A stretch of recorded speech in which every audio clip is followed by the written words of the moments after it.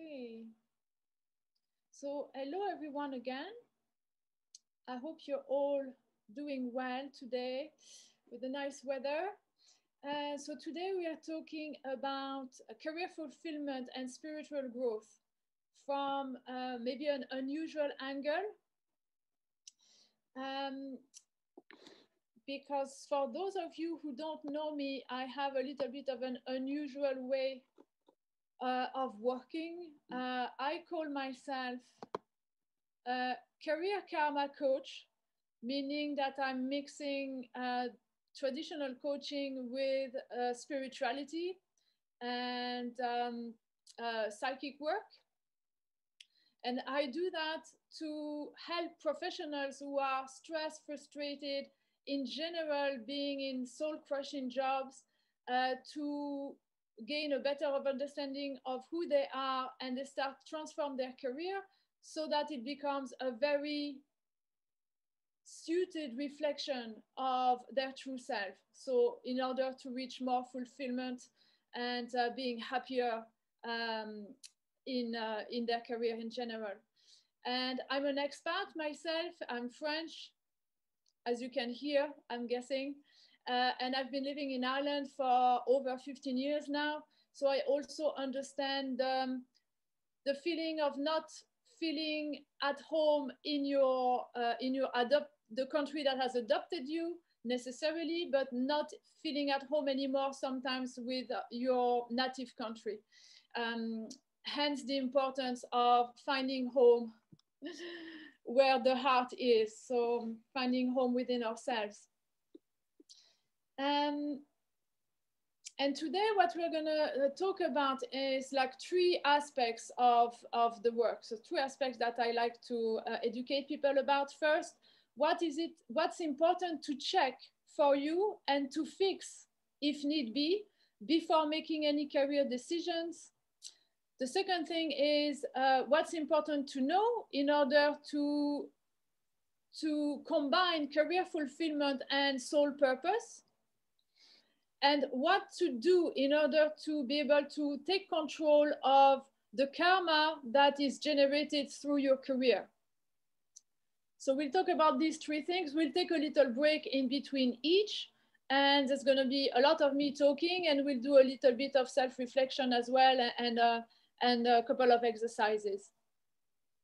So first of all, what to check and fix before making any career decisions. And when I say career decisions, I mean a little bit more specifically, especially these ones, you know, the drastic ones.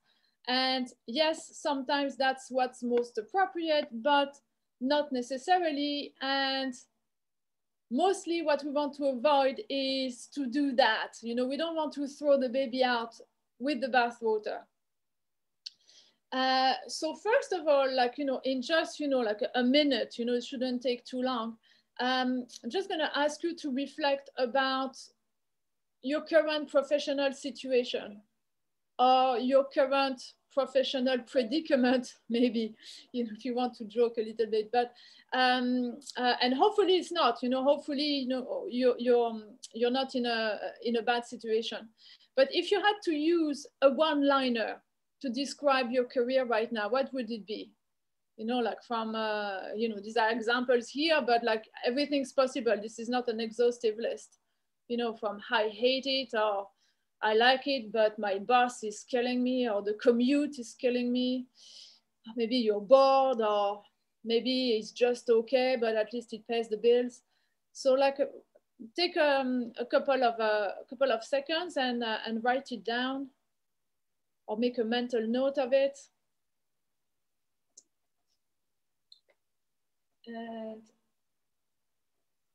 And once you've done that, try to remember maybe when you started your journey on this career, you know, this particular thing that you're doing at the moment. How were you feeling at the start? Were you feeling any different? You know, just to make a mental note of it. You know, maybe you got dragged into a career you didn't like out of necessity, but and you're still there, or maybe at the start it was something you were feeling very excited about, and now your feeling has changed. So it's just about to notice that about yourself, about your career for now. Okay, let's move on. So now, I'd like to show you, like, we are going to start discussing what you need to check about how you feel about your career and where you're at in your career, because this is important for the way that how you will judge and assess your career. And you might not be, depending on where you're at, you might not be truly objective about it. So I want to show you this model. So it's only a model, you know, it's obviously it simplifies everything. Life is always much more complicated than this, but it helps so that to have a visual. So it shows basically how our performance is impacted when the level of challenge that we experience increases. And what we see at first is like when there is very little challenge, performance doesn't need to be high. Example, if I have nothing to do all day, why would I even get out of bed? That sort of a way. So of course, when the challenge increases, the performance increases with it. And to a certain level that we are getting, challenge can be quite high, but we are in our zone of optimal performance. And I assume that we've all experience that in our life at times when we feel that we are motivated, driven, our brain is functioning really well, our bodies are reactive, responsive, and we have that sort of a bring it on sort of feeling, you know, and feeling really on top of things. But that goes up to a point, because there is a tipping point at some stage where when challenge keeps increasing, and it could be in terms of deadlines, it could be in terms of amount of work or change of atmosphere, it could even come from outside of work, you know, more pressure in the personal life, etc. But eventually, when it keeps increasing and we reach our maximum, we have the feeling or the perception that we've reached our maximum resources, then performance starts to decline, and we're getting into what has been called the hyper-reactive stage. So in fairness, this stage, you know, we cannot go here quite often. You know, it could be, it's not that bad if you're not staying in it. Athletes, for instance, that's how they build resilience, as in they're pushing their body, they're pushing themselves into this beyond their limits, but they don't stay there. That's the point, you know, they don't stay there, and then they bounce back, they rest, recuperate, and then they get back into the optimal performance. So we are never meant to stay there forever. Because from that point, this is where stress starts, you know, the stress that is negative, the stress that has actually an impact on the physiology, that's starting to have a negative impact on health and the body. Whether before that, you know, up until the optimal, you know, the tipping point of the optimal performance, the challenge may be even quite high, but it's what we call the good stress. And it doesn't have the same impact, you know, it doesn't have a negative impact on the body. And as I said, we are not meant to stay in the reactive stage. You know, we are meant to bounce back, you know, like rest, recuperate, go back in the green, you know, and maybe circumstances happen that, you know, we have to push ourselves sometimes a little bit more, but we're not meant to stay there. Unfortunately, what happens is, like most of the time, probably a majority of people actually spend all their time in this stage. And if the challenge keeps increasing, this is a very slippery slope that leads to emotional and physical exhaustion, all the way down to damages to health and breakdown. So this is your famous burnout. So I would like you to self-reflect again, you know, I'll leave you a minute or two, and I'll put the chart back on the screen so you can have a look again. where are you at the moment on the curve in your own career? How long have you been there? And in the case that you've been in the yellow or red zone already, do you actually see an option to rest, recuperate, and bounce back coming in the near future or not? Just having an idea of, okay, am I going to be stuck there forever, or is it only temporary and I'm going to have a chance to get back into a healthier performance phase or not? So here it is again. So I'm going to leave you a minute to just have a think over where you feel, where you think you are at the moment on the curve.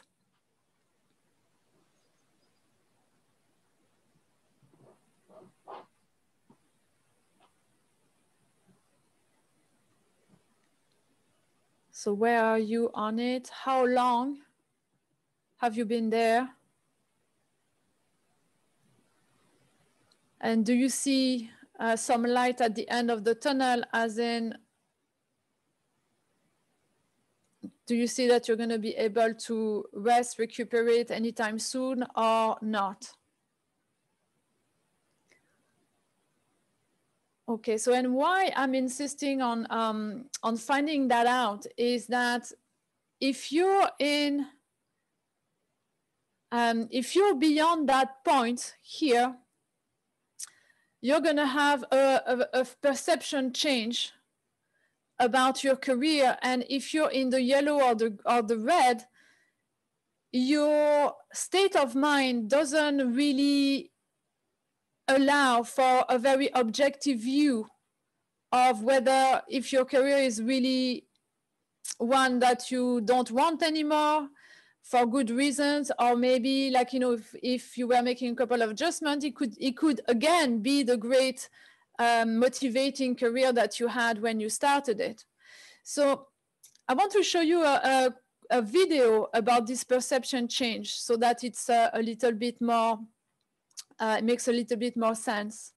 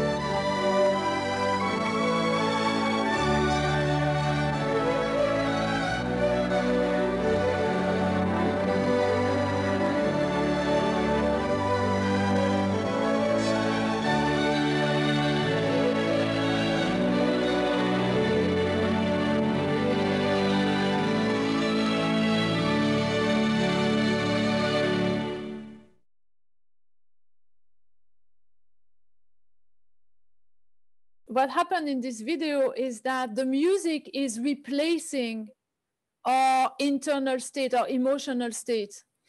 So it's like our emotional soundtrack. So depending on what's happening for us, you know, emotionally speaking, it is actually tainting how we see our situation with either a positive or a very negative filter. So chances are, if you are in the hyperreactive or exhaustion phase, chances are you're not feeling great. And if you're not feeling great, obviously you're having a very different perception of whether your career is even like is a good terrain, is a fertile terrain for your growth. So this is all about what color glasses are we on when we are about to make decisions, and possibly drastic decisions that were not maybe called for in the first place. So that's why there is something that we need to check, to correct, and to fix here. So that's why the idea is to build a level of resilience that allows to smooth this curve. So we have more time, we have more resources for longer in order to reflect on the suitability of what we're doing, or to have that time to figure out if this is really something that we see ourselves doing for the next 5, 10, 15 years or until retirement. So it allows, so building this resilience through different ways to do this, it allows to remove this hyper negative filter that we have so that we can be more neutral and objective. But also, obviously, once we figured out, what we need and want to do, changes usually take time. So we may still have to stay, you may still have to stay in your original career arrangement until you have your exit strategy, or you have your change strategy. So then during that time, you still have to cope with the current situation. So then all of the effort that you've made in building that resilience will also help with that. And ways to do that. So I personally, what the tools that I use is ways to self-regulate our emotions and our stress. And for that, we're talking about heart math, and we'll have a little experience of it in a minute. And also to build our self-command over our own mind. And for that, there is mental fitness programs that are very good. And the self-regulation, so heart math, allows to manage stress and regulate emotions via something that is called heart rate coherence, which is very efficient to gain calm and perspective. It stops the stress response and improves the baseline so that you don't get stressed as easily. And cherry on the cake, it helps to connect with the heart, and when we're talking about spiritual growth, that's what we want, connecting with our soul through the heart. And it's all, there is biofeedback technology that on top of it allows us to measure all these things. And the self-command over the mind, it's built up through intensive 6 weeks minimum programs guided through an app. It helps to switch from the negative saboteur mind to the positive sage mind. And there are some interesting tests that you might be interested in doing for yourself after the presentation. A PQ score, like a positive quotient scores that will actually going to give you an idea of that will probably reflect where you are on the curve. It will give you an idea of how much you're using your mind negatively versus positively. So basically, how often does your brain sabotage you versus supports you? And there is another test called the saboteur's assessment, which is interesting and give you more details about how, basically in what ways your mind is sabotaging you. We have, we all have a judge, a strong inner critic. And for different people, it takes different personas. Sometimes it could be the perfectionist or the controller, control freak, or hyperachiever, pleaser, hyper-rational. There is different types, and it can be interesting to find out for yourself, how this works. And the tests come with a couple of emails that will give you a little bit of understanding and self-awareness. So if you're interested in doing that, the website is here. And again, I'll post the links after the chat, after the presentation.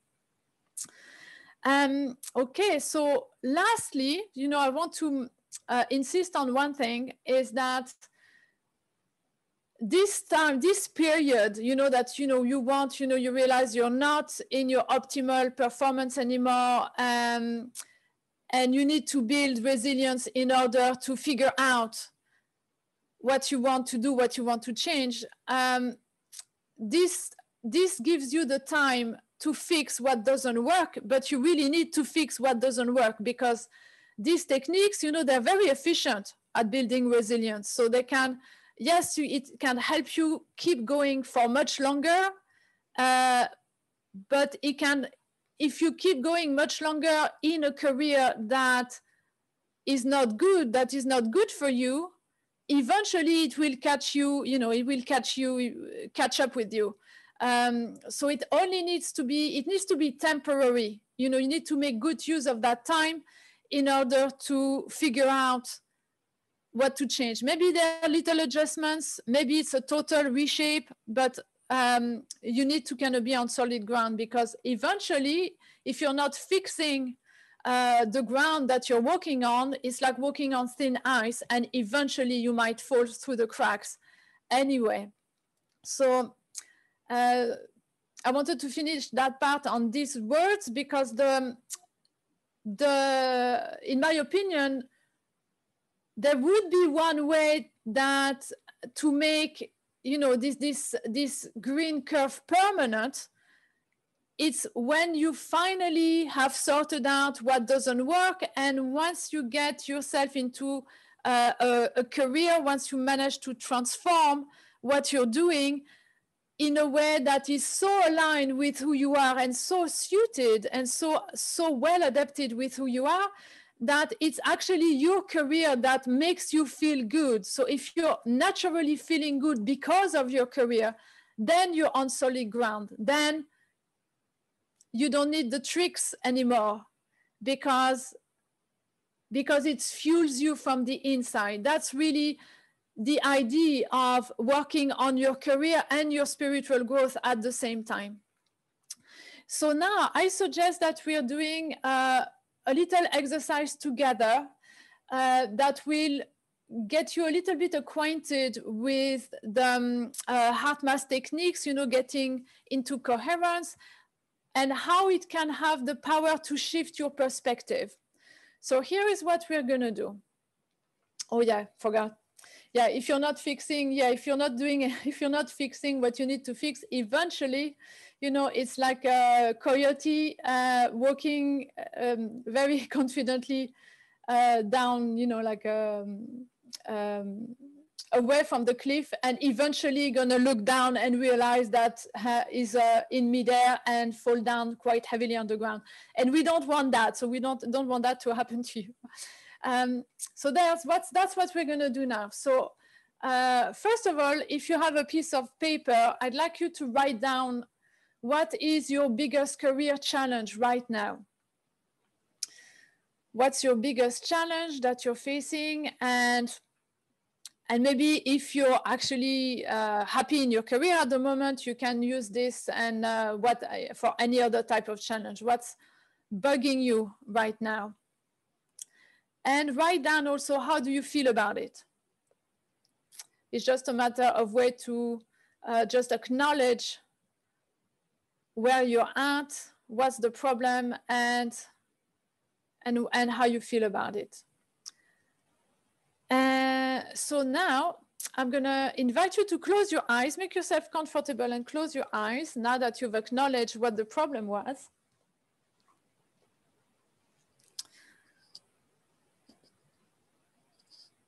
And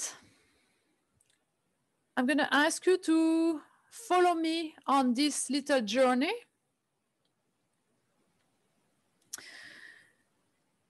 And first, I'm going to invite you to shift your attention on your heart, on the area of your heart. And to do that, you can just place your hand on your heart and feel your breathing. Feel the movement of your chest moving in and out under your hand.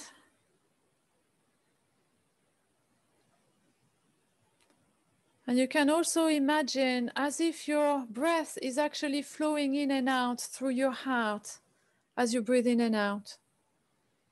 Just imagine.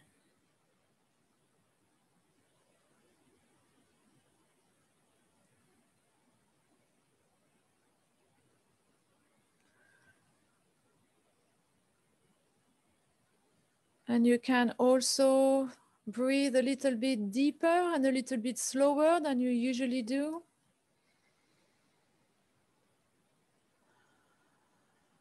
Really breathing deeply, harmoniously. Find a balanced rhythm that is comfortable for you.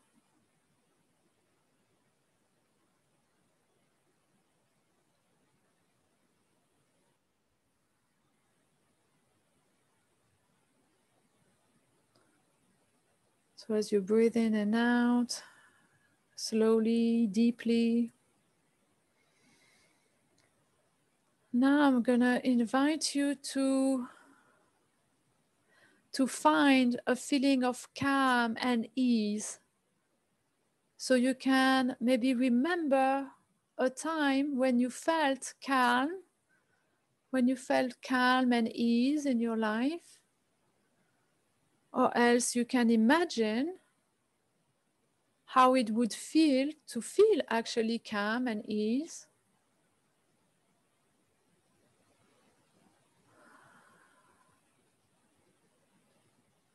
Or maybe just through breathing in and out slowly, you already feel calm and ease. So just indulge in this feeling.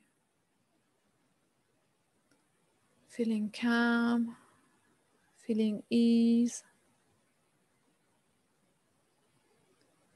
Breathing slowly and deeply.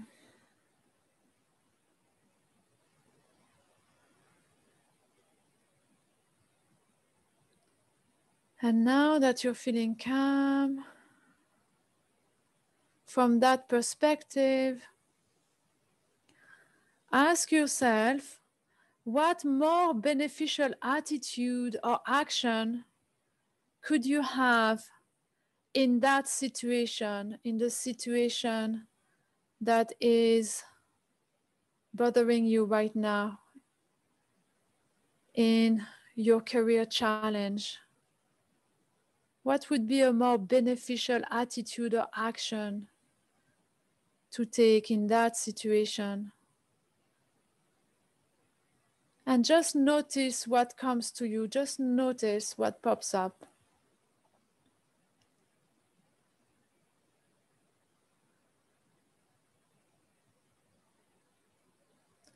And even if it's something weird, doesn't matter. Make note of it, either write it down or make a mental note. Acknowledge what came up. Acknowledge, write it down, how you feel about it. And then we're going to do another round of it to find another layer of support of what another attitude or action that could be supportive in the situation.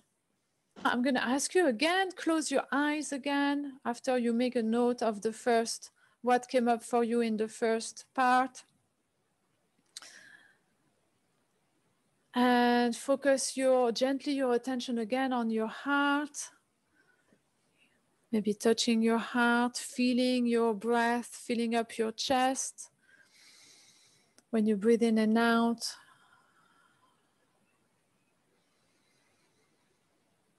And finding a comfortable rhythm for your breathing.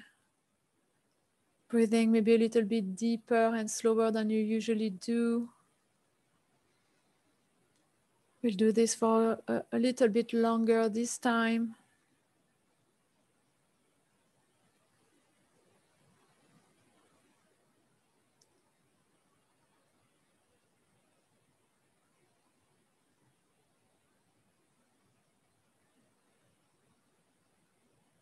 So keep breathing in and out, slowly, deeply, focused on your heart. You can also imagine your breath flowing in and out through your heart.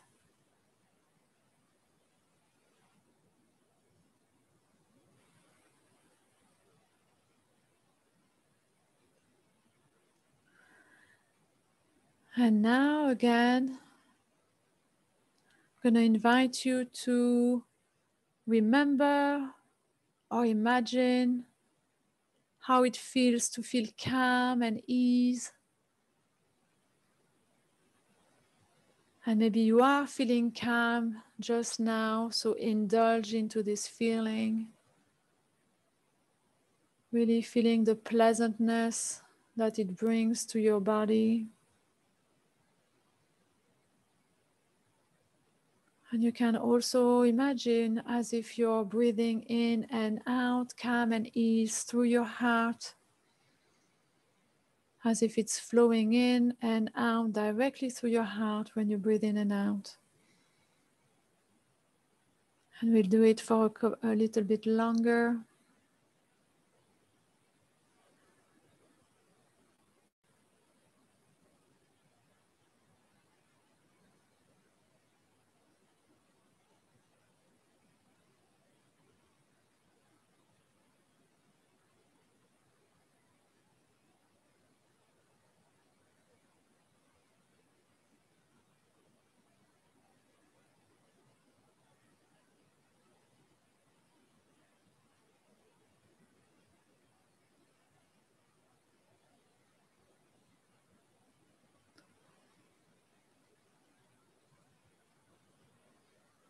Feeling this calm and ease entering your body when you breathe in.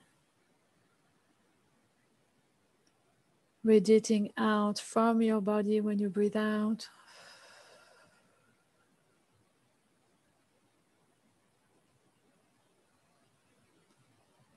And now I'm gonna invite you to ask yourself, what else do you need in the situation? What else do you need for this challenge? What will support you? What else do you need? What else will support you in this situation? And again, just notice what pops up, what comes to your awareness.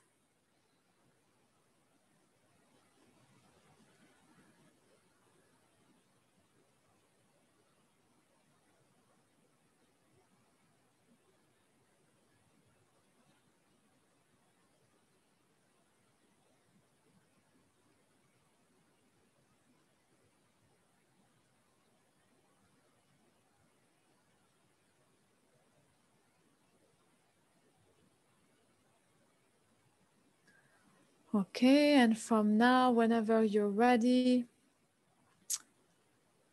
bring yourself back to your physical sensation, open your eyes. And again, if you feel like sharing either in the chat or else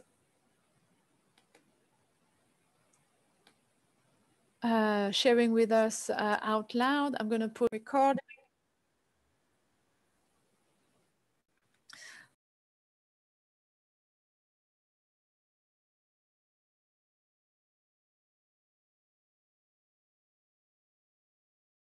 Okay, guys, so now we're going to tackle the second part of what's interesting to know in order to pursue career fulfillment and soul purpose at the same time.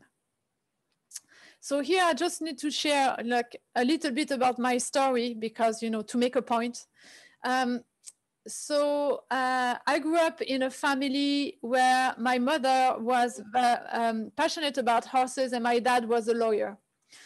And what I did is I thought that I had to follow my dad's tracks, that I had to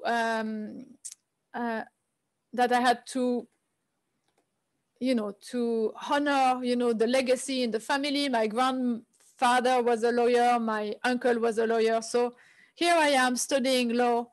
And I'm telling you, eventually I realized that it wasn't making me too happy. But on the other side, that was making me very happy, you know, but I had actually heard all my life growing up from my parents that I could do whatever I would choose to do for work, except working with horses, okay? Horses, they're good, they're a hobby, not a job, they're a hobby, not a job, they're a hobby, not a job. So you see now where this is going. Eventually, I blew a fuse and I ditched my law studies, you know, 4 years in university studying law. And I went on and pursuing my passion and went on to work with horses. But plot twist, I realized that, yes, I was maybe, you know, happier, at least, you know, for a while, but I never really felt totally fulfilled. You know, there was something missing and I couldn't quite put my finger on it. But I had pissed off, you know, I really pissed off enough people that I certainly was not going to admit to anyone that it wasn't working, that I was not really completely fulfilled. So I went through phases of self-denial, you know, well, it's normal, you know, that you transform a hobby into a job, you know, a job is meant to pay the bills, you know, it's not meant for 200% excitement every day. And then, you know, there was like nearly feeling guilty of anyway, who do you think you are, that, you know, being entitled to being 100% fulfilled in, you know, in your job, you know, so eventually, and don't get me wrong, you know, I love the horses and, you know, there are really good times as well, you know, I don't want, it's not a bleak picture either, but it wasn't, you know, the dream that I thought it would be. And turns out I became sick, you know, I was probably sick for quite a long time, but I just didn't know I had a autoimmune condition that sort of became worse and worse. And because of that, it's actually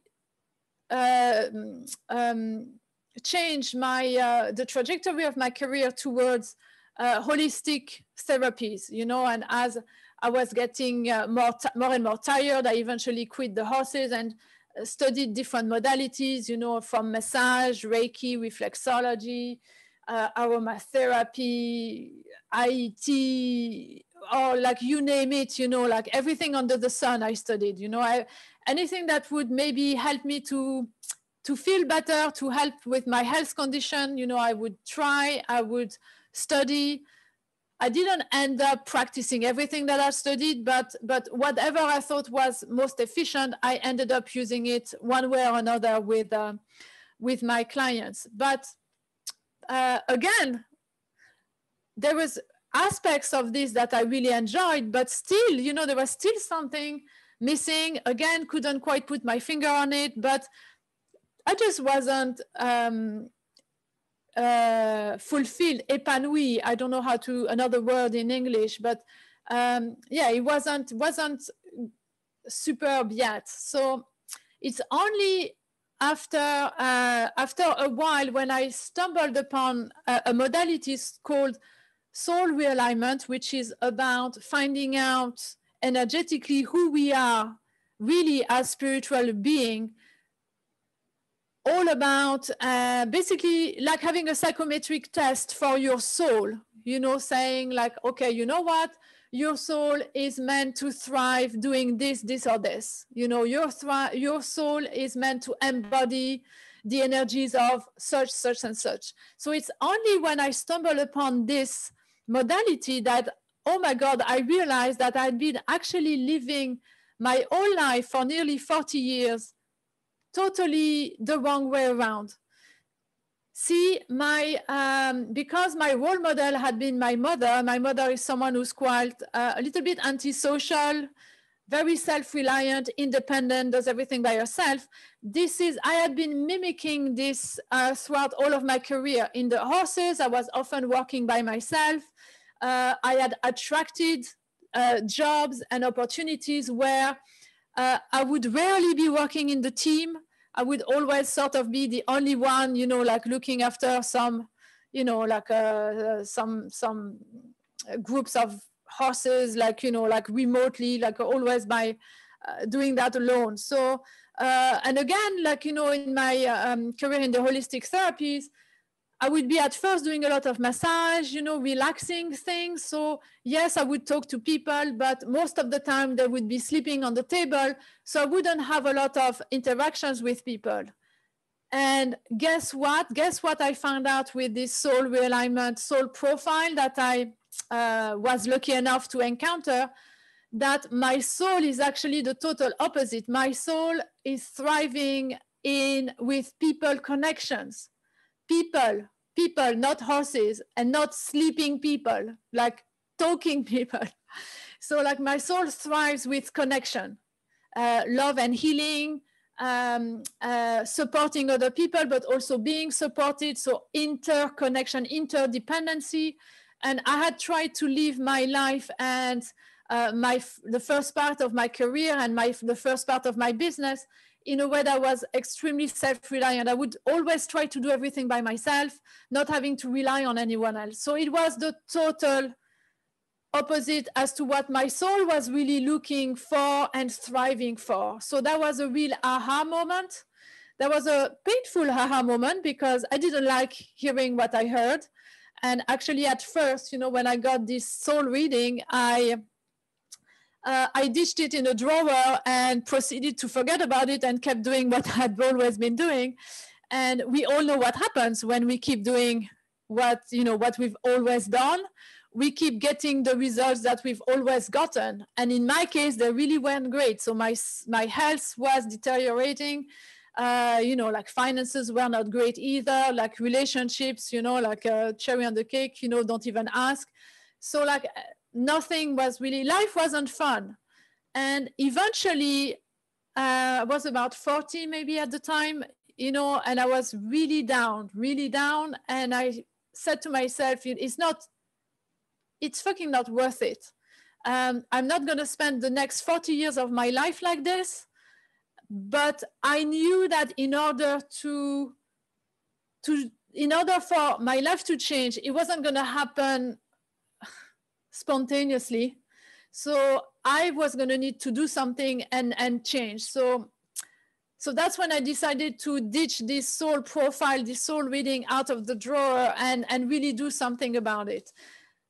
And I was about to say slowly but surely, but it wasn't that slow. I realized, so I forced myself at the start, to be more social, meet more people, even, like some things as stupid as doing some online dating, like forcing myself to connect, going to networking events for my business, which previously I would try to do sales funnels online, avoiding to talk to people at all costs. Didn't work, obviously. But so now I was on a different trend. And I realized that, yes, it wasn't that hard for starters. I enjoyed it. And the more I was doing it, the more I was starting to feel some sort of a sense of being fueled from the inside, feeling energized by these different ways of being that was starting to adopt, these new habits that I was taking on. So really my point is that fulfillment in the different careers, let's say, that I've had, was not about what I was doing. It was about how I was showing up or who I was in these careers.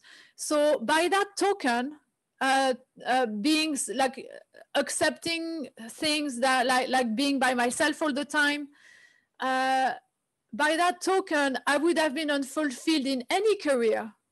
I could have been a firefighter or whatever, like, or an accountant, or didn't matter, because I had a false perception of who I was. I thought I was an introvert, and I thought I didn't like and I didn't want much contact with people. And that's the total opposite that I needed. So of course, it was draining my energy even more because my soul wasn't fueled. So I didn't get the vital force energy. I wasn't getting inner resources. So that's where the message that I really want you to get is that fulfillment might not come from what you do. So what you do might be actually very suitable, but how you show up or how you do what you do might be the problem. That's the point of where I want to get at here. And so talking about the soul, now I want to give you like a little bit more of understanding of the journey.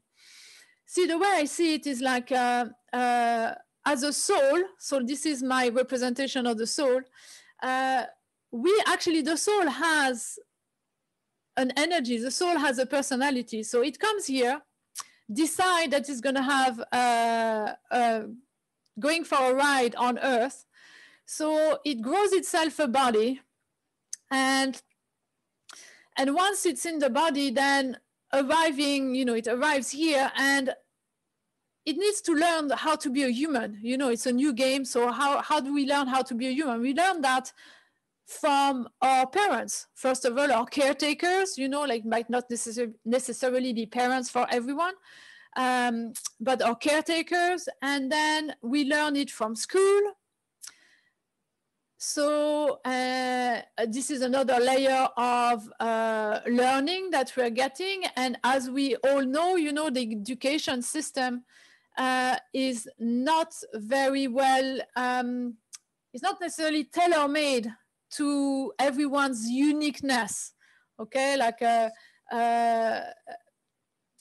if you're judging a fish by its ability to climb a tree, it will live its whole life believing that it's stupid, you know, and very much, you know, the educational system is trying to fit, is sort of squashing everyone through the same mold, through the same filter. And then society is also, we are learning from society, and obviously work is also adding another layer that buries the energy of our soul even deeper, because we forget, you know, by that time for some of us are able to keep that connection, and some others like myself, you know, lost it so far, you know, we're so far off that we are really so disconnected.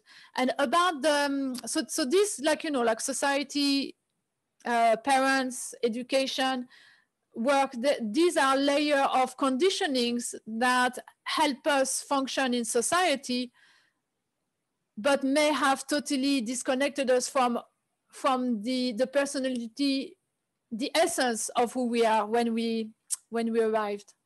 So here, I just want to show you a little video to reflect that. So if you're comparing your soul, you know, that as a growing out, you know, like we're growing out as human out of a pot, and then we are getting pulled in different directions. Let me see, I will want to slow that down a little bit. So we are getting pulled, you know, like you see the plant as if you imagine that the big pot is who you are, you know, the energies that you are most abundant in as a soul, you know, these resources, these ingredients that make up who you are. And you're growing out of it, you know, quite strongly at the start, you know. And when we're children, that's when we remember probably most precisely who we are. And then the branch starts to fall, you know, in one direction, because we are being pulled by like what we learned from our parents, and then education, etc., etc. And when we end up being pulled out very far away from the original energy of who we are, and then we end up trying to thrive in a much smaller pot, which has a lot less resources for us. We're trying to express and use personality traits that, you know, are qualities and strengths that maybe are really not the ones that we are actually born with. So we don't have enough of the resources, and we cannot thrive as much from the small pot rather than the big one, obviously. So this is really represents our journey to disconnection from knowing who we are when we arrive and having all of these resources available to us. So for me, it would be being a people person and thriving in interconnection with people.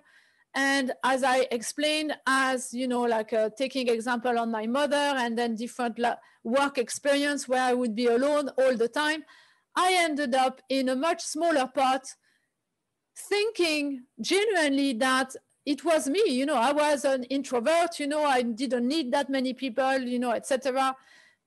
And realizing that eventually that this small pot was not who I was at all.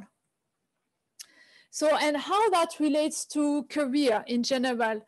So there are so many options that we may be faced with, you know, so many choices along the way in our career, you know, like here I've put some random-ish examples, you know, I haven't been extremely creative, but you get the idea. So there can be different ingredients that make up a career, you know, from whether you work from home or like, you know, or like you're on site or traveling a lot, or you're either independent or in teams, or different types of roles that you can have.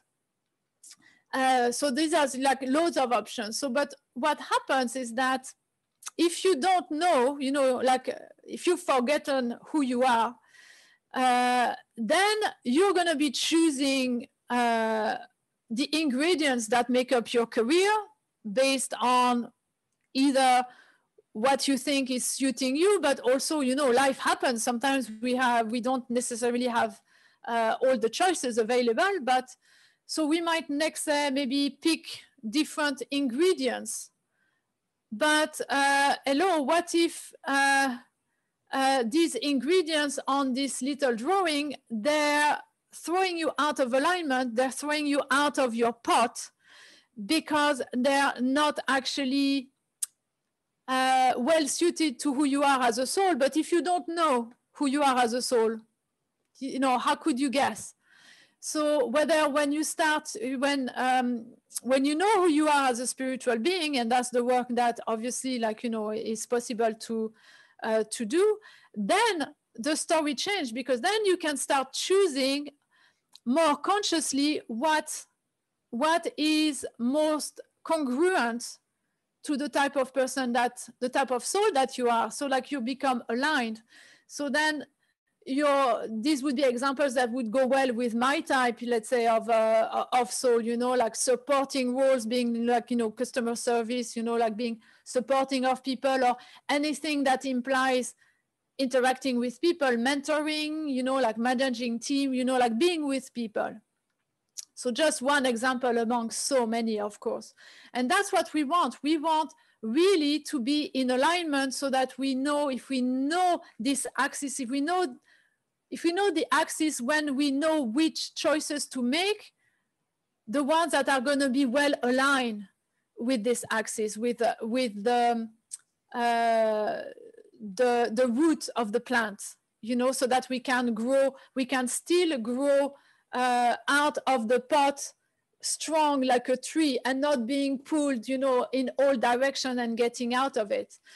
And this is even more relevant because in the relation to manifesting, because if we manage to achieve this, you know, like having our choices well, everything made consciously to be congruent with who we are, then it's like we are laser focused. And when we are laser focused in our actions, emotions, you know, thoughts, you know, everything is congruent to one theme, you know, and the theme is us, our soul, then we are much more clear. And in relation to what we attract, you know, the message that we broadcast in the field, in the universe, is very clear, very loud and clear. We'll talk about that in the next section. It's loud and clear, and then we start to attract more goodies, to attract opportunities and synchronicities that are good matches for who we are and where we're at in our life. So this is all benefits. So this is why we really want to get to this state of alignment. So that's why it's important to know who we are as souls, and not just to learn, not just who we have learned to become, but rather the essence of who we are and the subtle energy that we embody in this human life. because as far as knowing our soul, this is actually the work that we do with the soul realignment, is that through a process that's called Akashic Records reading, which is tuning into your energy, the field of your energy, we are accessing the quality of the different mix of energies that you are made of. We are all, energetically, we're all made of 8 big types of energies that goes from love and healing, compassion, power, truth, wisdom, and I think maybe, and order and creation, manifestation. So there are different types of energies, like through this modality, that we can detect.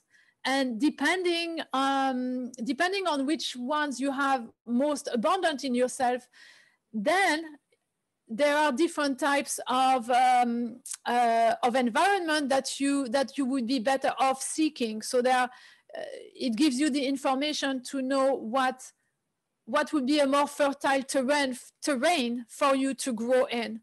So this essence of what you're made of, and there's also some information about your soul group. You know, we have soul families. So this also is shaping our soul energy, our soul personality.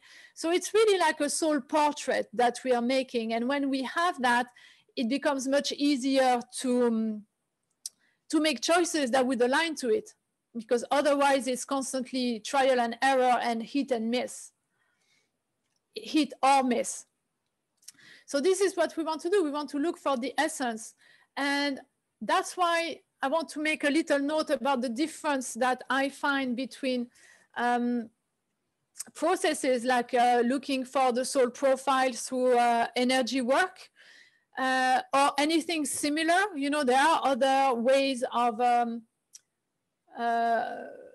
understanding ourselves from a subtle perspective, as opposed to psychometric tests. You know, the test that we ourselves are asked question and we're answering the question from our mind, you know, from our conscious mind. I'm thinking, you know, tests like the Myers-Briggs, you know, this type of test, which, I mean, you know, like are great. You know, they're giving some, like, I assume, you know, a fairly accurate representation of who we are. But the problem is, like, it gives a representation of who we are at a precise moment in time. And it screens who we are when we are doing the test. So at the time that we are doing the test, we have lived many years already being conditioned through education and society and work.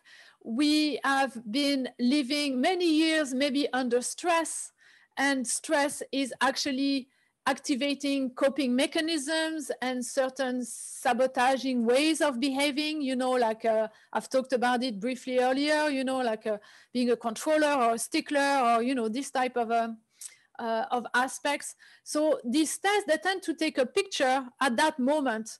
So the problem with that is they're actually describing you either here, maybe, or here on your journey to disconnection. So they're not, you know, they're not necessarily depicting who you are at the start, who you are as a soul, as an energy. So they describe who you've become as a result of your conditioning, not who you are in essence. And it can be useful, I mean, you know, like to know your strengths, etc. But that's actually, I was actually happy to hear that Shirzad Shamin, who is actually the author of a great book called Positive Intelligence, and is the person who has founded these mental fitness programs that are so efficient in rewiring our brains.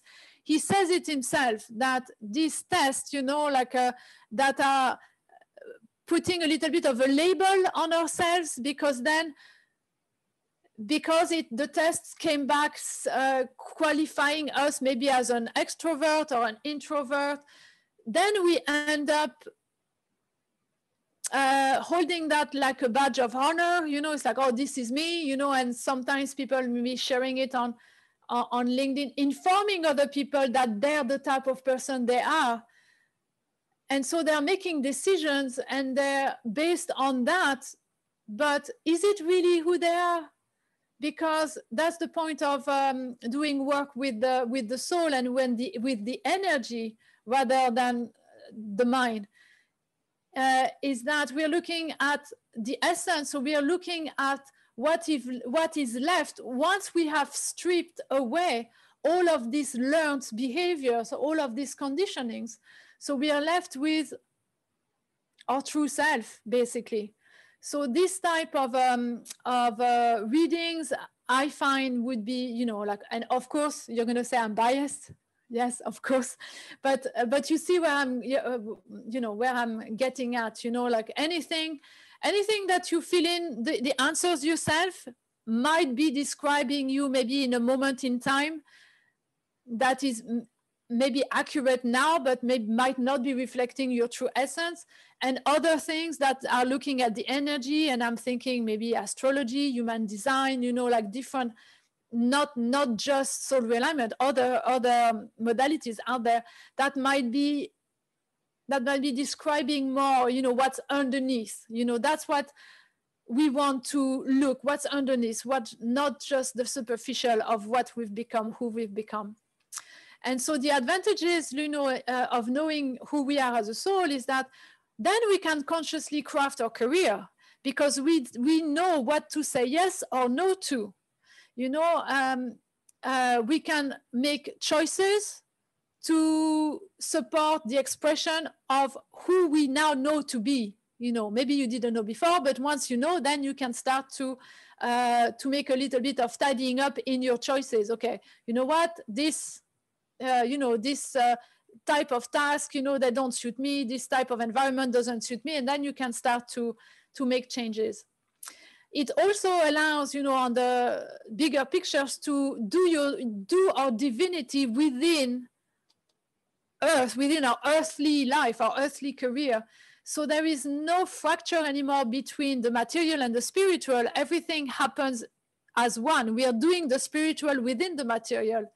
So what it means in practice for us is like there is no need anymore to be a difference between the you from the yoga class and the you from the office.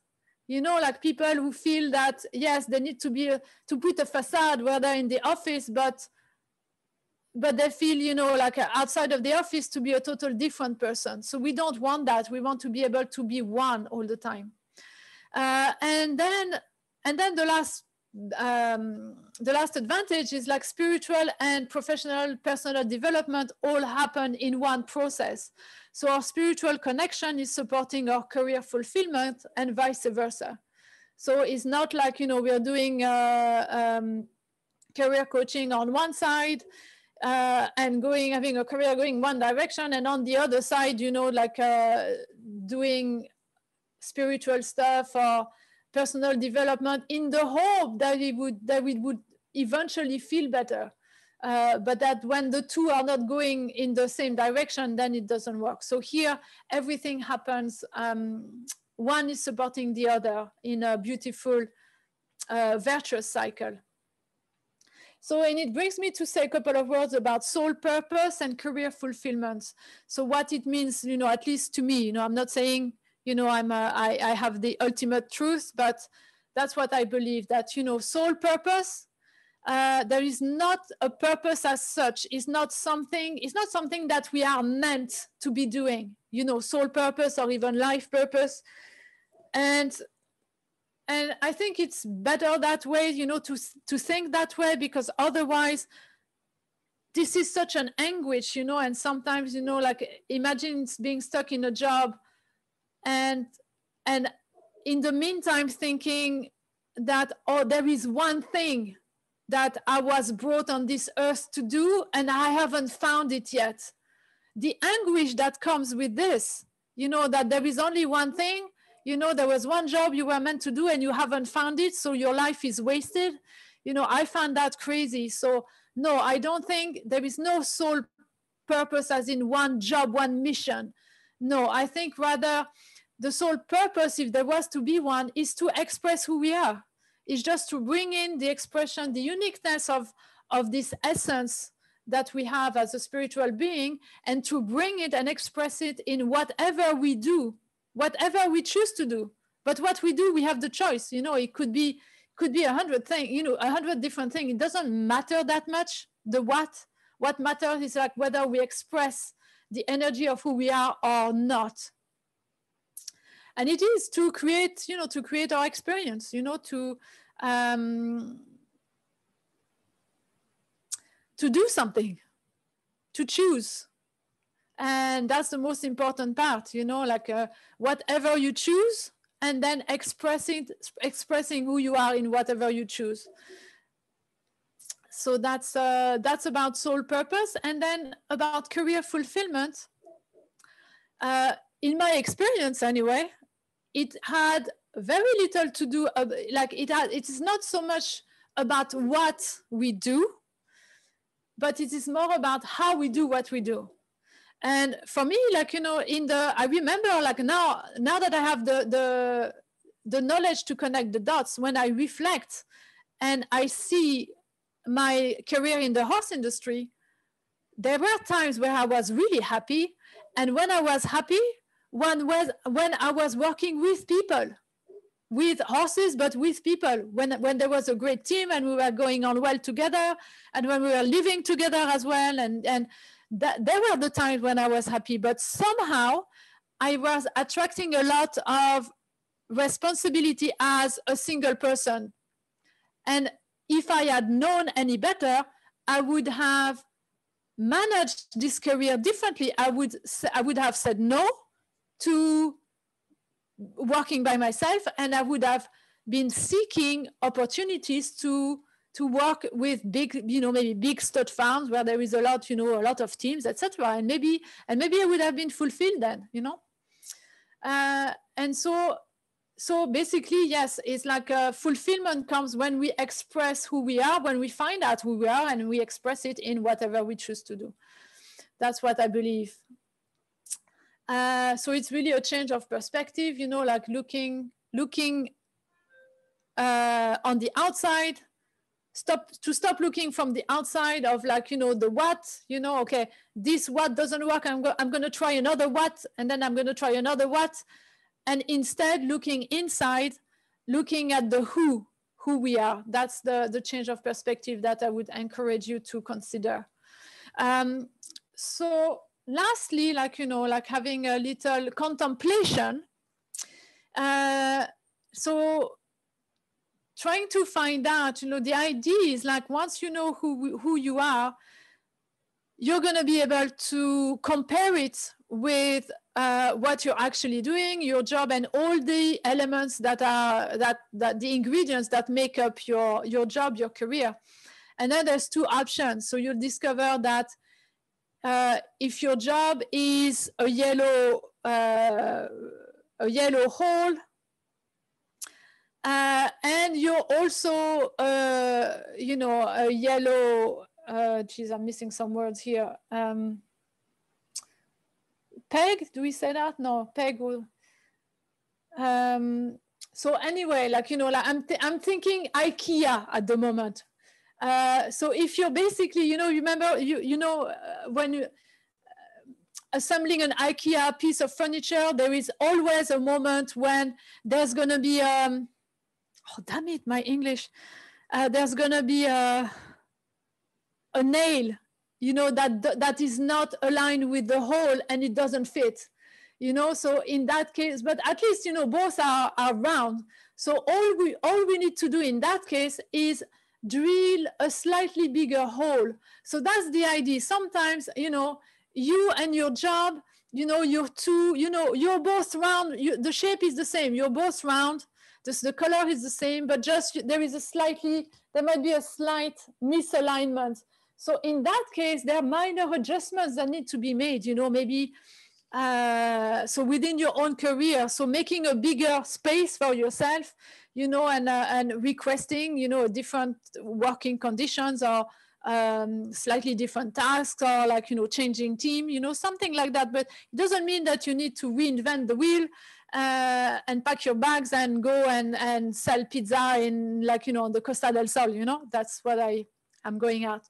So that's one option. But then might also realize that, you know, maybe the job is a round hole, but you're going to realize that you're actually a square peg, and you've been trying your whole life to get the square peg to fit into the round hole, and it doesn't work. And in that case, yes, maybe then in that case, it's better to organize, to pack the bags and create something new and start over, and with a better understanding of who we are, so making better choices. So this is the idea about what we want to figure out. You know, once we've bring down the noise of the stress, you know, and once we're clearer, once we are not influenced by our conditionings, then we can figure these things out with more accuracy. That's the idea. Okay, so this is the end of the second part. So the last part, we're going to talk about what to do now for your career and your karma, because I believe that our careers are very much our karma. So first of all, I want to show you this picture, this representation. To me, I like to joke that this is, you know, that I found a real footage of what karma looks like.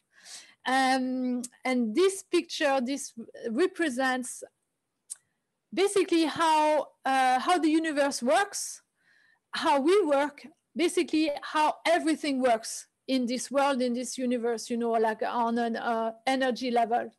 And so I'm getting that from the study of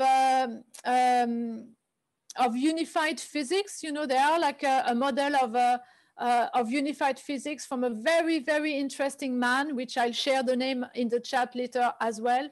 He's called Nassim Haramein. And really, if you're interested in spirituality and the science of spirituality, you really need to go and listen to this man. It's so enlightening. So, but basically the idea is like, this is the pattern of how the pattern of how the universe, how the substance that creates, permeates, and creates the universe and everything in it is actually moving and dividing itself. So at every scale, the energy is moving through this motion. Let me put it on. So like the universe is moving through this motion, you know, information is moving, energy is moving through this motion, galaxies are moving through this motion, solar systems, the earth, the planets, their energy is moving like this. Ourselves, you know, our energy system is also exchanging information through this motion. And everything inside of us, everything, all the tiniest particles, you know, the protons, they have this pattern of movement and exchange of information. And if you're looking at it, if you're looking at the little dots, you see that they have this pattern. So if you imagine even for ourselves that the center of this little, of this double donut is in the center of our hearts here. So at the equator, the energy, the information is going outwards, and then it's coming back up at the top, you know, at the top and at the bottom. So we have this pattern of information going out, and then it goes back in. So, and that's why I like to say that this is what karma looks like, because in a way, it explains karma. So I'm not going to spend much more time on it. I have other workshops where I explain that in more details, but I want you to have that visual in your mind, because this is why, you know, we say that, you know, what goes around comes around. The information, you know, the energy, it comes out and goes back in. So what you put out, you receive, you know, and it keeps going in a loop, you know, in an endless loop, and that's for everybody. So so basically how we function, how the universe functions, how it's basically an endless, uninterrupted processing of information. You know, it's a constant feedback loop. You know, everything is fed back to us. You know, and that's how the universe learns about itself as well. You know, like information goes out, you know, and we are part of this information. So through what we do, what we feel, what we think, we are informing the rest of the universe as well. So this is how the universe learns about itself. So there is output and input all the time. So basically we could say that we live in an information processing machine, and ourselves, we also are information processing machine, you know, at that subtle level. And yes, there is a little bit of a chicken and the egg sort of feeling, you know, if you're looking at the motion. But because of this feedback, this is what happens. It's like something happened to us. So like basically, you know, an egg happened, you know, comes to us, and then we feel like we forget, we're not necessarily realizing that we actually are the chicken that actually laid that egg. So sometimes, you know, we are not realizing that everything that actually happens to us is actually a response of the universe, a response to something that we are actually, some input information that we're putting in. So when we're disconnected from that concept, when we don't realize, then it can feel very unfair that, you know, things that happen to us, we think that it's uncalled for, it's not fair, but realistically, we don't realize that we actually contributed to having that happen. So this is where karma comes about, you know, this idea of choice and consequences, action, reaction, and that's what I want to explain a little bit more about. So action, reaction, because of this motion, I want everyone to keep in mind that things don't happen to us, as in the universe doesn't unilaterally decide to send lessons our way, you know, or to send crap our way. No, like, you know, and even if it feels that way, like we have the power to change, you know, to take back control and change the dynamic. And that's why I would like you to really keep that little visual in mind. That little video is going to start again now in a second.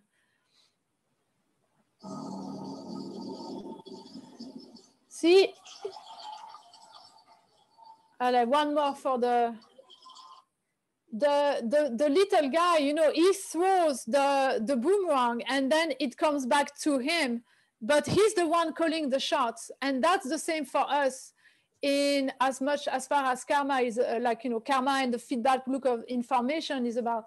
The universe is only responding to us, is not challenging us. So when we feel challenged by what happens to us, it's more empowering to know that, yes, we have the power to choose differently in order to start attracting different consequences. Like if we don't like if the boomerang is coming to us in a skewed way, we don't like that is arriving maybe too much on the left, then we know that what we need to do is like throw the boomerang a little bit more on the right, you know, and it's going to come, you know, like on a different trajectory. So we control the trajectory. So of course, we are all, it works for all of us. So whatever the input, you know, whatever we are putting out, it's obviously getting mixed around with the energy of everyone else. Everyone else is also throwing boomerangs, okay? So of course, maybe that's what makes the game interesting. Because if we were living by ourselves on a desert island, you know, with this, by that token, it would be very easy to manifest, because we're the only ones sending out an intention or sending out a vibe out, and that the universe is responding to. But here, like, you know, we're quite a huge number to do this. But yet, this is still, you know, the idea is still valid, you know, like we have more control that we think we have through our choices. And when we know that, it becomes very interesting to start using this concept as a roadmap, because now we can think about analyzing what happens to us as clues and interpreting it as clues that we are doing something right or we are doing something wrong. So then if something bad happens to us, you know, like if you're not happy with how things are going, your circumstances in your life, then it's great in a way, because it's information. And if we stop treating it as a fatality, but start treating it as a piece of information that's useful, that is informing us that something that we are currently doing is not working well for us, then it's actually a great, it's a piece of information that we need in order to realize that we need to start doing something different. So so everything is valuable. And here I want to explain, you know, maybe how then we can, you know, how all of this play out, you know, in practice in our life, because we are actually multi-layered beings. So like we have our spiritual, you know, spiritual aspect, our soul, our thoughts, the mental body, the emotional body, and then the physical. So in the physical, these are our actions. And in the physical, things happen through linear time. So things take a lot more time. So that's why sometimes it's frustrating to, you know, that the results are not necessarily coming as quick as we would wish they would. And so what happens is, like, when we're doing things specifically, you know, like thinking in our career, you know, in our job, that are actually not making us happy, that are not aligned with who we are, then what happens, we're feeling bad. So like our emotions are affected, and our emotions are being broadcasted out into the field, you know, as much as our actions. So then we are not thinking right, you know, like we are thinking a certain quality of thoughts that may be negative as well. And to the point that this can also have an impact on our soul blueprints. When we are disconnected for long enough, when we are doing a job that is not aligned to who we are as a soul, eventually our own soul blueprints start to shift, you know, it start to block itself a little bit, you know, because if you're not doing if you're not using the lovely energies that the soul has available, then it starts to close down, because we're not using it anyway. So in a way, we can we can affect who we are as a soul because we're not doing the right, you know, we're not doing empowering things as a human. And that's where karma comes about, in the sense of what is it that we're doing that can affect us so badly. So here, like, you know, these little needles, they represent actually choices. So, okay, so we can make different, you know, there's so many choices we can make in our life and career. So some of them, they will be aligned more or less with who we are. And some of them, they will be so misaligned that they're really on the total opposite of who we are. And they're the most negative, as in, and when I say negative, I don't want to say negative in the absolute sense of the word, but negative in the sense that they negate the expression of who we are. So in that sense, a negative choice for me could actually be a positive choice for another type of soul. See, being self-reliant and alone, etc. This is a very negative choice for me, but it is a very positive choice for souls that are anchored in the energy of power, for instance. So that's one aspect. The other aspect is the choices are going to affect us more or less depending on the intensity and the duration that we are making them. So example, you know, let's say, yes, for a while you're getting, you know, you're getting a new position, and let's say, yeah, it's really not for you, you know that, you know, it makes you miserable, etc. Okay, this is a negative choice, you know, it makes you, it's not congruent with who you are, you're not feeling well. So it's like you're actually pricking your skin with a needle. And yes, there's going to be a little bit of blood, but now what do you do? So you're going to get, yes, you might have like a negative, maybe like a unpleasant results. But if you have that common sense to not stick with it and say, okay, this doesn't work, I'm just going to stay into it and I'm going to quit and do something else, then maybe you've done this in a limited amount of time. So there is not too much harm done. You know, you've just, yeah, there is a little bit of blood. It doesn't hurt that much. It's going to heal very quickly.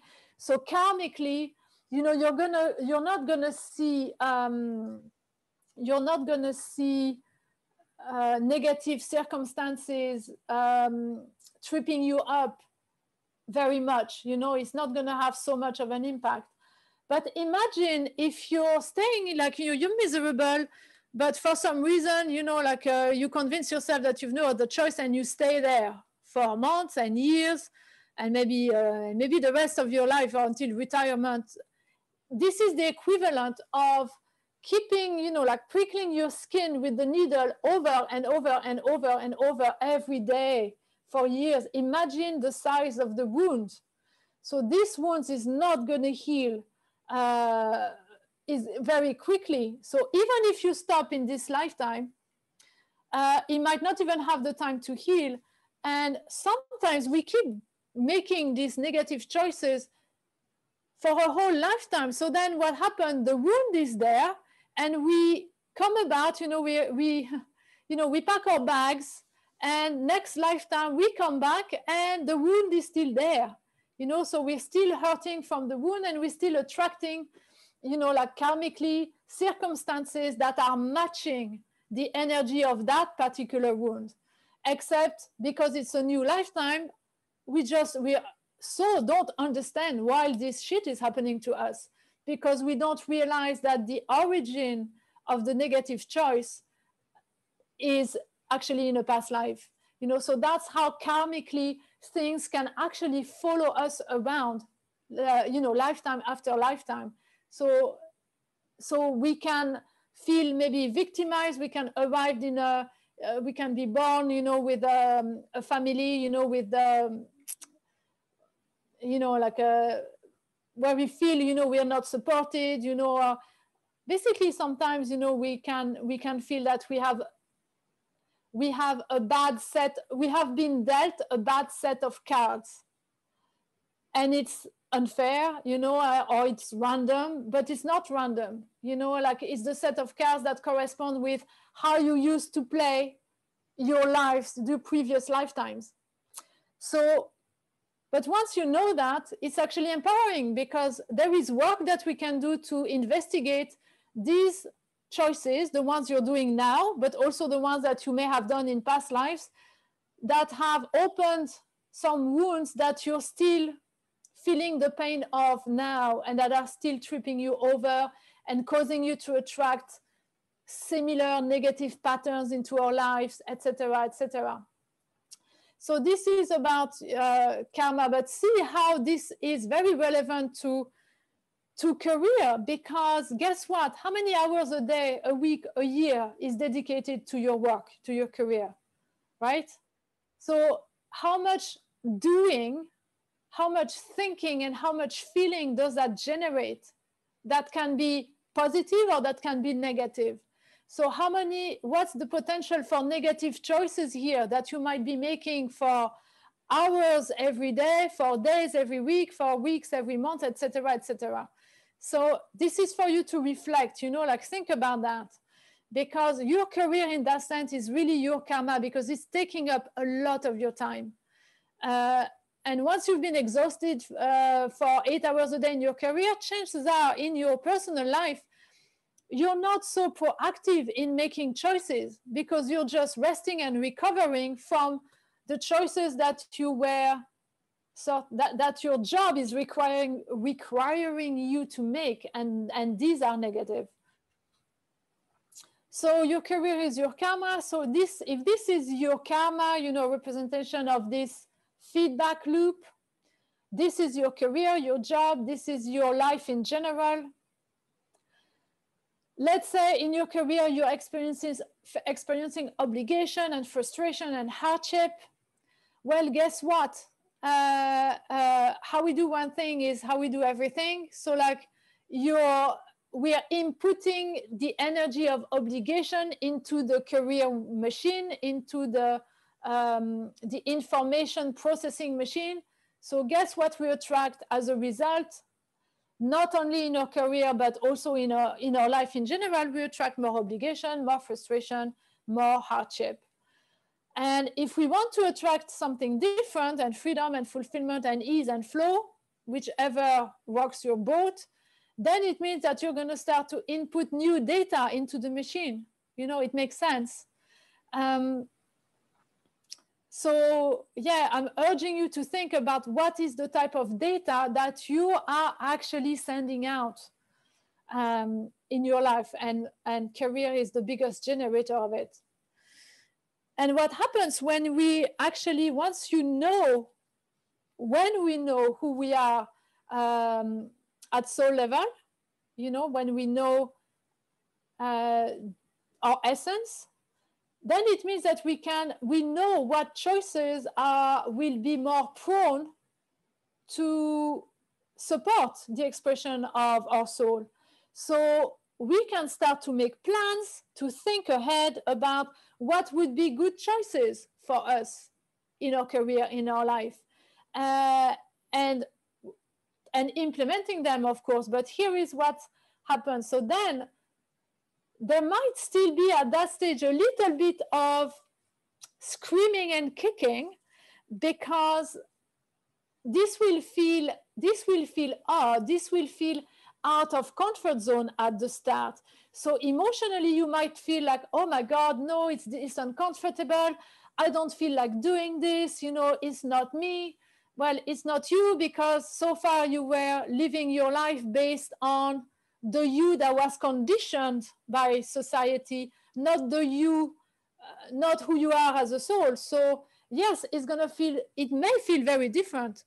It certainly did for me. So at first, you know, there is some reluctance, you know, and it's normal, you know, and it's your ego resisting and making you feel scared, and it's normal. But if you manage to get over it, then and start indeed implementing and taking new actions, making new choices that are more aligned with who you are, and so basically you start running in the other direction, then you're going to start experiencing the benefits. And the benefits is you're going to feel better. You're going to feel happier and more fulfilled, because finally what you're choosing to do is aligned with who you are. There is no separation anymore. And what you do is really what fuels you, and what you're using. You're basically going with your own nature. You stop fighting with your own nature. So the reward is actually emotionally feeling self-expressed and fulfilled. So at the very least, you know, like now you might not know yet, or you might not be ready to embark on a journey to know who you are as a soul yet. I understand that. But you have some information now that at the very least, close the doors that are leading to what you don't want to experience. Even if you don't know exactly what would be the best choices for you as a spiritual being, you certainly have a sense of what is not making you happy right now.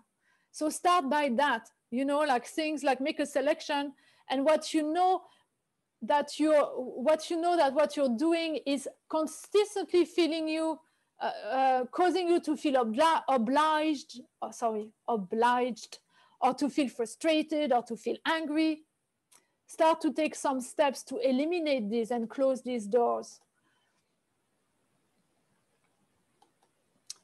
And I'll finish, and we're nearly finished now.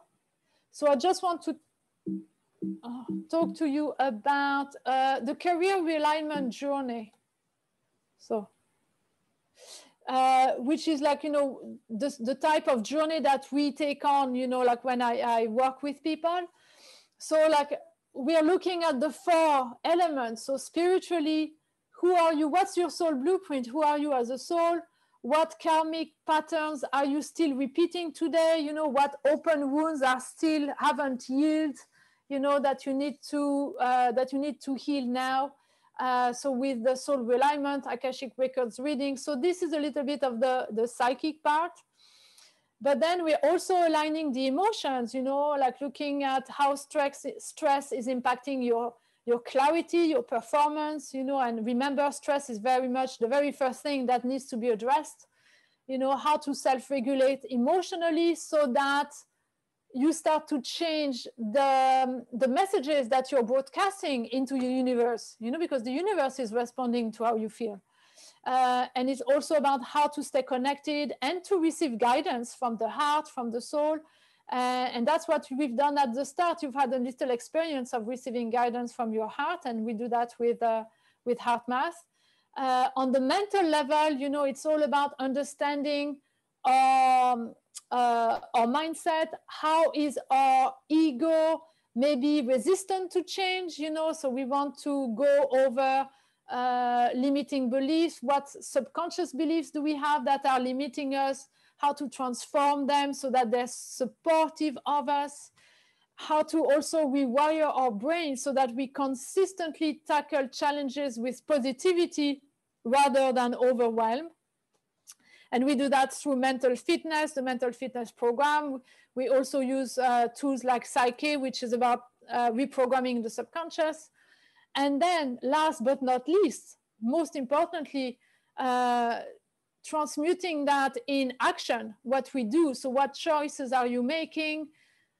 Understanding the choices that you make, the consequences that you attract with them, what new actions are you going to take instead? How would you transform your career? So basically, how are you going to change your career, so your karma as well. So, and this is what we do with coaching, you know, what I like to call career karma coaching.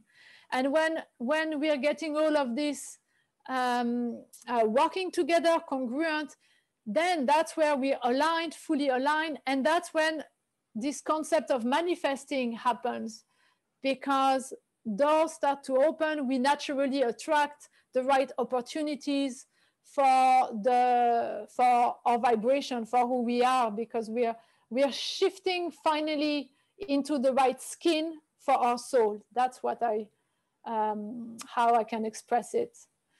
So if you feel that, you know, this is a journey that you would want to start, you know, like it starts very simply with just, you know, going onto my website and booking a free consultation, and we have a 45-minute chat, figuring out, you know, like where you're at, if that's a work that's appropriate, relevant, and useful for you, and then you can decide, you know, if that's a journey that you want to get onto or not, or maybe not yet.